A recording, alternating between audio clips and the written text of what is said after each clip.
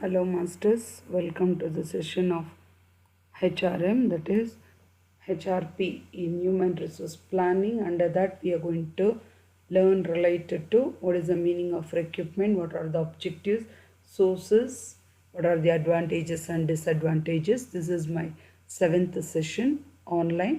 So now let us know first of all what is the meaning of recruitment. So generally recruitment is nothing but you're going to hire the talented employees for the job that is available mainly in the organization ಇರುವಂಥ ಖಾಲಿ vacant ಪೋಸ್ಟ್ಗೆ ಹೊರಗಡೆ talented ಎಂಪ್ಲಾಯೀಸ್ನ motivate ಮಾಡಿ you going to ask them to apply for the job. So that only will be calling as a recruitment ಅಂತ ಕರಿತೀರಾ. Generally, recruiting is nothing but it is going to discover the potential candidates that are required mainly for the organization. The job is vacant. ಯಾವ ಕೆಲಸ ಖಾಲಿ ಇರುತ್ತೋ ಆ ಖಾಲಿ ಕೆಲಸಕ್ಕೆ ಅರ್ಹತೆ ಇರೋವಂಥವರಿಂದ ಅಪ್ಲಿಕೇಶನ್ಸ್ನ ರಿಸೀವ್ ಮಾಡಿ ಅವ್ರಿಗೆ ಆ ಜಾಬ್ನ ಪ್ರೊವೈಡ್ ಮಾಡುವಂತಹ ಎಬಿಲಿಟಿನ ಲಿಂಕ್ನ you going to call that as a recruiting ಅಂತ ಕರೀತಾರೆ. So generally the definition of your recruitment according to Edwin B. Flippo is nothing but the recruitment, it is a process of searching for the prospective employees and stimulating them to apply for jobs in the organization. ನಿಮ್ಮಲ್ಲಿ ಇಷ್ಟು vacant ಇದೆ ಅಂತ mass publicity ಕೊಟ್ಟು ಅವರನ್ನು ಹುಡುಕೊಂಡು ಅವ್ರ ಹತ್ರಿಂದ ನಿಮಗೆ ಬೇಕಾಗಿರುವಂಥ ವೇಕೆಂಟ್ ಪೋಸ್ಟ್ಗೆ ಅಪ್ಲಿಕೇಶನ್ಸ್ ಹಾಕೋ ಅಂತಹ ಆ್ಯಕ್ಟಿವಿಟಿನ ಅಥವಾ ಮೋಟಿವೇಶನ್ ಅಥವಾ ಲಿಂಕ್ನ you going to call that as a recruitment ಅಂತ ಕರೀತಾರೆ. ಸೊ ನಾವು let's what is a need for recruitment in the organisation. Generally ಯಾಕೆ ಆರ್ಗನೈಸೇಷನ್ಗೆ ರಿಕ್ರೂಟ್ಮೆಂಟ್ ಬೇಕು, ಏನೇನು ಸಿಚುಯೇಷನ್ಸ್ ಬರುತ್ತೆ. So first one is nothing but when there is a vacancy of the job, it may be due to expansion ಆಗಿರ್ಬೋದು. So ಇರೋವಂತಹ business ಚಿಕ್ಕದಾಗಿರೋದು ದೊಡ್ಡದು ಮಾಡಿದಾಗ ಹುದ್ದೆಗಳು ಖಾಲಿ ಇರೋವಂಥದ್ದಾಗಿರ್ಬೋದು, ಅಥವಾ ಡೈವರ್ಸಿಫಿಕೇಷನ್ ಮಾಡಿರ್ಬೋದು, ಬೇರೆದಕ್ಕೆ ಜಂಪ್ ಆಗಿರೋವಾಗ, ಅಥವಾ ಬಿಸ್ನೆಸ್ ಗ್ರೋತ್ ಮಾಡಿದಾಗ, ಜಾಸ್ತಿ ಆದಾಗ, ಎನ್ಲಾರ್ಜ್ ಆದಾಗೂ ನಮ್ಮಲ್ಲಿ ಜಾಬ್ ವೇಕೆಂಟ್ ಇರುತ್ತೆ.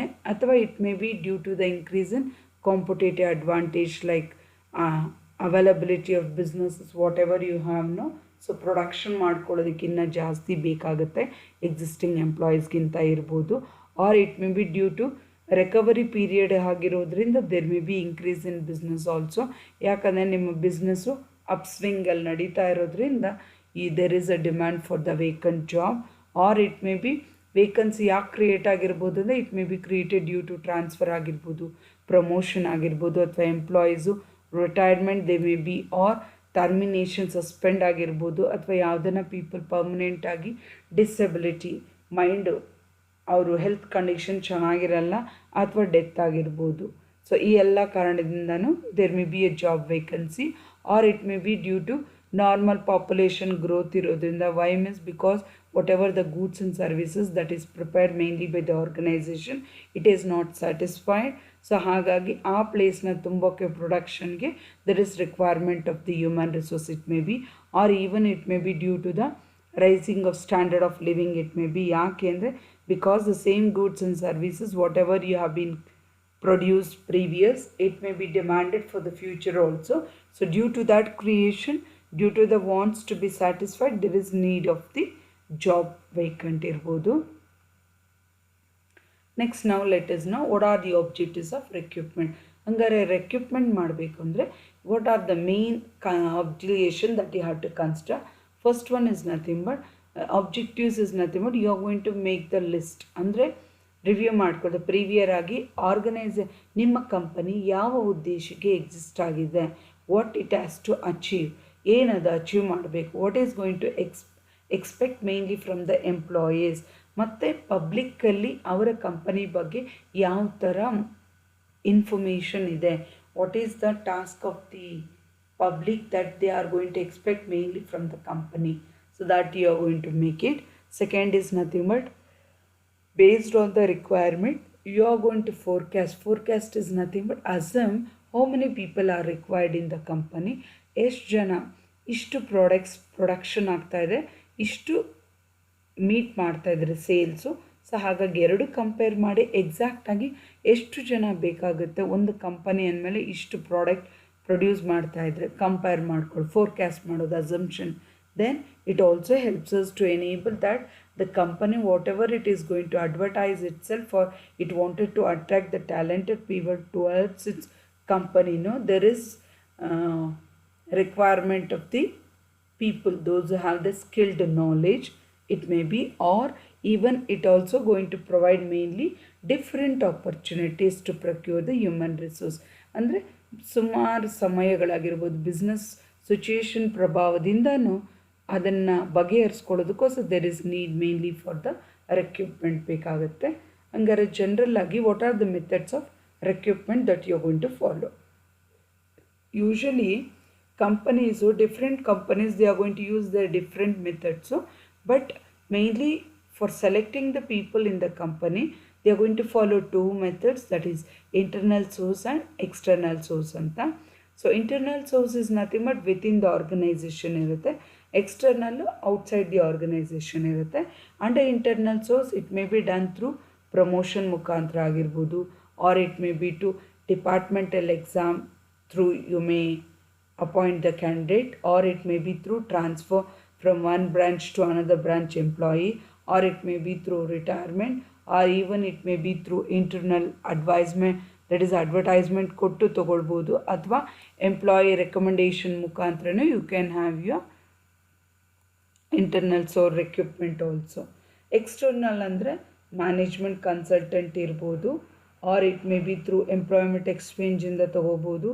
ಕ್ಯಾಂಪಸ್ ರಿಕ್ರೂಟ್ಮೆಂಟ್ ಅಂದರೆ ಕಾಲೇಜಸ್ಗೆ ಹೋಗಿ ಡೈರೆಕ್ಟಾಗಿ ನಮಗೆ ಬೇಕಾಗಿರೋಂಥ ಕ್ಯಾಂಡಿಡೇಟ್ನ ಇಂಟರ್ವ್ಯೂ ಮಾಡಿ you can take them for the future for the job, or it may be through newspaper advertisement ಕೊಟ್ಟು ತಗೋಬೋದು, ಅಥವಾ ಇಂಟರ್ನೆಟ್ ಅಡ್ವರ್ಟೈಸ್ಮೆಂಟ್ ಮುಖಾಂತರನೂ you can publish that this is the vacant post that is there in your organisation, you can inform, or even you can ask them to walk in interview. ಪರ್ಸ್ನಲಾಗಿ ಅವರೇ document ಸಮೇತ ಬಂದು interview attend ಮಾಡುವಂಥ facility ಕೂಡ ಕೊಡ್ಬೋದು.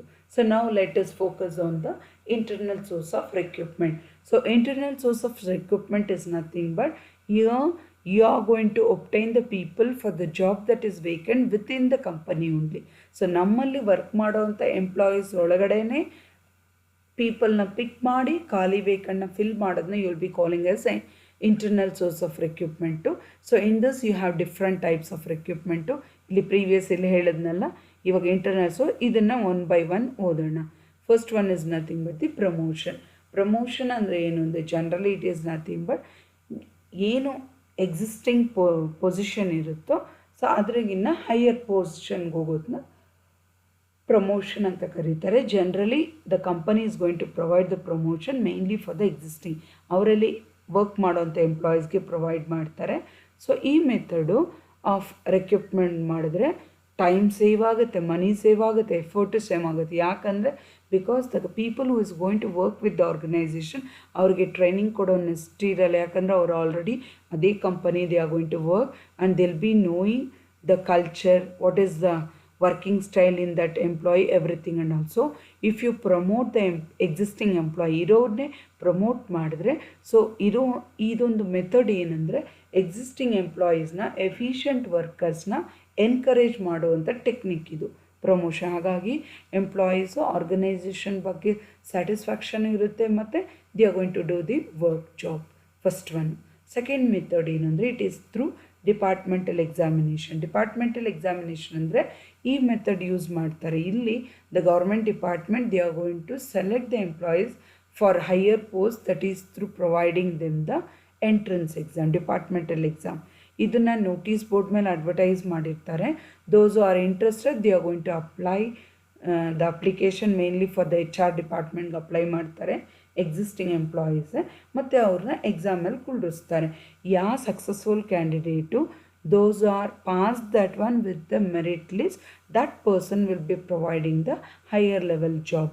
So ಈ method ಕೂಡ it is going to ensure proper selection and partiality ಇರಲ್ಲ. ಯಾಕಂದರೆ ಎಂಟ್ರೆನ್ಸಲ್ಲಿ ಯಾರು ಹೈಯೆಸ್ಟ್ ಇರುತ್ತೋ ಮೆರಿಟು ಎಲಿಜಿಬಿಲಿಟಿ ಅವ್ರಿಗೆ ಜಾಬ್ ಪ್ರೊವೈಡ್ ಮಾಡುತ್ತೆ. Second method. Third you will be having transfer. Generally many company they are going to adopt this transfer only for the recruitment. Why means because ideas ನಮಗೆ ಬೇಕಾಗಿರೋ talented ಬೇರೆ ಬ್ರಾಂಚಿಂದ ಇನ್ನೊಂದು ಬ್ರಾಂಚ್ಗೆ they are going to provide. Why means ಯಾವಾಗ ಅಂದರೆ ಯಾವಾಗ ನಮಗೆ ಇಲ್ಲಿ ಶಾರ್ಟೇಜ್ ಇತ್ತು ಅಂದರೆ ಬೇರೆ ಕಡೆ ಎಕ್ಸಸ್ ಇದ್ದರೆ ಅಲ್ಲಿಂದ ಇಲ್ಲಿಗೆ ಅವ್ರನ್ನ ರೆಕ್ಯೂಪ್ ಮಾಡ್ಕೊಳ್ತೀರಾ. Fourth one, you will be having retirement. So retirement is nothing but many companies ತುಂಬ ಎಫಿಷಿಯಂಟ್ ವರ್ಕರ್ಸು ಅವ್ರು ಇದ್ದಾಗ ಕೆಲಸ ತುಂಬ ಚೆನ್ನಾಗಿ ಮಾಡ್ತಾಯಿದ್ರು.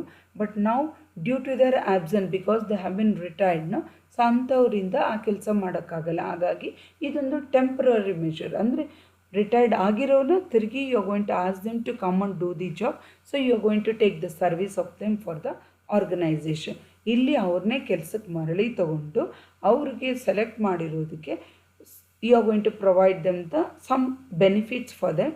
ಟ್ರೈನಿಂಗ್ ಕಾಸ್ಟ್ ಎಲ್ಲ ಕೊಟ್ಟು ಎಕ್ಸಿಸ್ಟಿಂಗ್ ಅವ್ರನ್ನೇ ತೊಗೊಂಡು ಕೆಲಸ ಮಾಡ್ಕೊಳ್ತೀರ on the agreement basis or contractual basis. ಅದನ್ನು ರಿಟೈರ್ಮೆಂಟಿಂದ ವಾಪಸ್ ಅವ್ರು, ಯಾಕಂದರೆ ಆಲ್ರೆಡಿ ಅವ್ರು ಟ್ರೈನ್ ಆಗಿರ್ತಾರೆ. Based on that you are going to provide them continuity of work ಮಾಡ್ಕೊಳ್ಳೋದಕ್ಕೆ. So then you will be having fifth one, that is internal advertisement. So ಈ ಮೆಥಡಲ್ಲಿ ಯಾವ್ಯಾವ ಬ್ರಾಂಚಲ್ಲಿ ಯಾವ್ಯಾವ ಪೋಸ್ಟ್ಗಳು ಖಾಲಿ ಇದೆ ಅನ್ನೋದನ್ನ ನೋಟಿಸ್ ಬೋರ್ಡಲ್ಲಿ ಮೆನ್ಷನ್ ಮಾಡ್ತಾರೆ. The people those who are working in the organisation who are interested they are going to eligible to apply for the job. So ಈ method it is going to help mainly for the people. ಅವರೇ ಮುತುವರ್ಜಿಯಿಂದ own ಇದರಿಂದ they are ready to shift their position their job from one branch to another branch. So ಇದು ಏನಾಗುತ್ತಂದರೆ it is going to help mainly for the employees those are willing to shift from one branch to another branch. ತುಂಬ help ಆಗುತ್ತೆ. Next will be having employee recommendation. So ಈ ಮೆಥಡಲ್ಲಿ ಎಂಪ್ಲಾಯೀಸ್ನ suggestions ತೊಗೊಳ್ತಾರೆ. That is the person who are aware of the working condition within the organisation. The higher people they are going to get the opinion mainly from the employees those who are working. So based on the suggestion that is given by the employees, taking into consideration the company, now they are going to select the person who is benefited for the vacant job. So by this way they are going to fill the job. So now let us know what are the advantages of internal recruitment. ಹಂಗಾರೆ ಹೊಳಗಿನ ಎಂಪ್ಲಾಯೀಸ್ನೇ recruit ಮಾಡಿದೆ ಏನೇನು advantages ಇರುತ್ತೆ. First one, internal methods use ಮಾಡೋದ್ರಿಂದ time save ಆಗುತ್ತೆ. ಸಪ್ರೇಟಾಗಿ ಅವ್ರಿಗೆ intention program ಮಾಡೋಂಗಿಲ್ಲ. ಅಂದರೆ ಅವ್ರಿಗೆ ಕಂಪನಿ ಬಗ್ಗೆ ಆಲ್ರೆಡಿ ದೇನೋ ಓರಿಯೆಂಟೇಷನ್ ಪ್ರೋಗ್ರಾಮ್ ಮಾಡೋ ನೆಸ್ಟ್ ಇರಲ್ಲ. ಹಾಗಾಗಿ ಮನಿ ಕೂಡ ಸೇವ್ ಆಗುತ್ತೆ.